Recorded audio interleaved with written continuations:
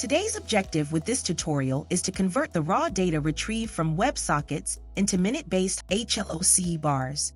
Here's our roadmap. 1. Acquire Node.js and configure your environment. 2. Activate a free trial and obtain your API key.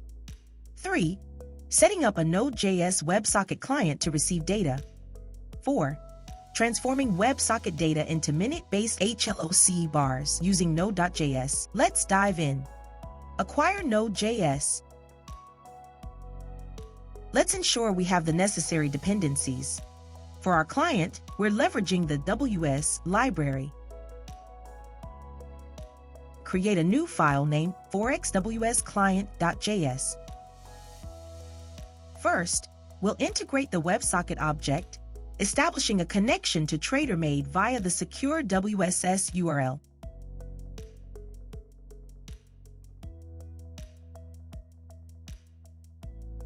After successfully connecting, we'll dispatch our API key alongside the specific symbols we're keen on fetching from the server.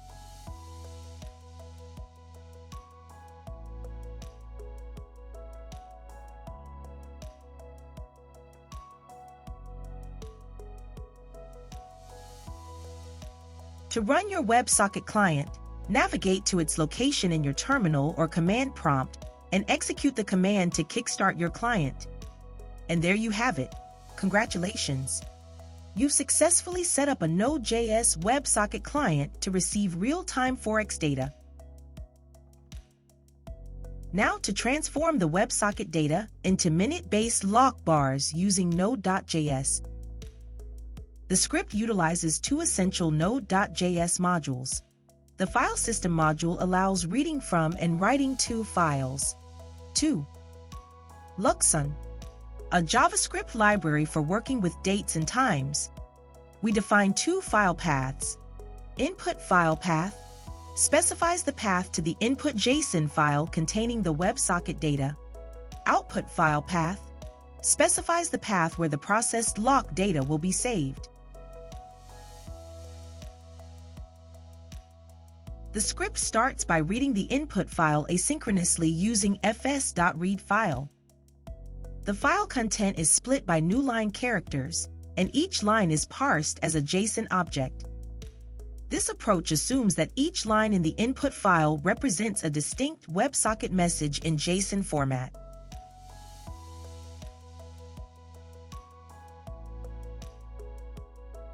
We will call group data by interval and calculate Ohlc, which are defined further in the tutorial.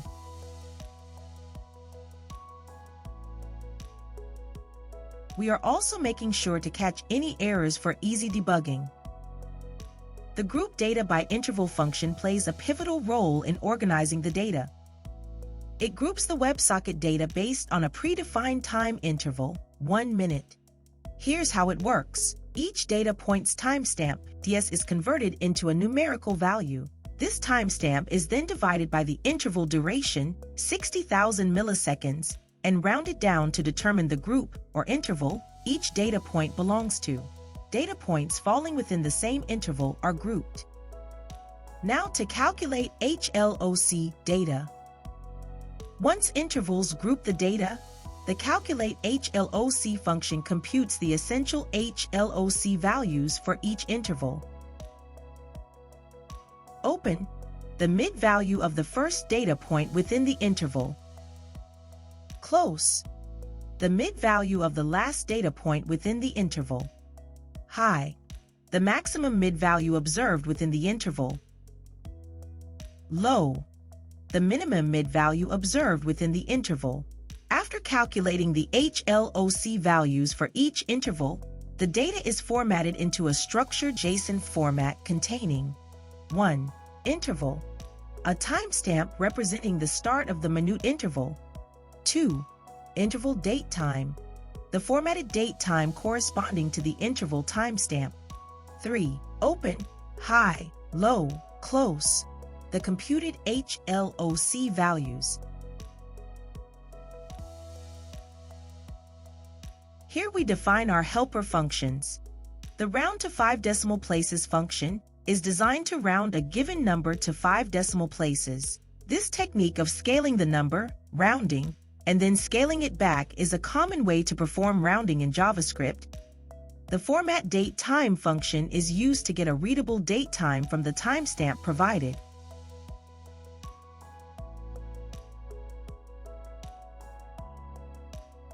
Now we will create two files in the same folder, one for the input file, the other for the output result. In the input file, we will paste the result we received from the Node.js WebSocket connection that we want to convert to minute-based Ohlc bars. Execute the command. Finally, the processed Ohlc data is written to an output JSON file using fs.writefile. By converting raw data into minute-based Ohlc bars, developers and analysts can evaluate market trends, identify patterns, and make informed decisions. Thanks for watching. Remember to subscribe, like, and share our content.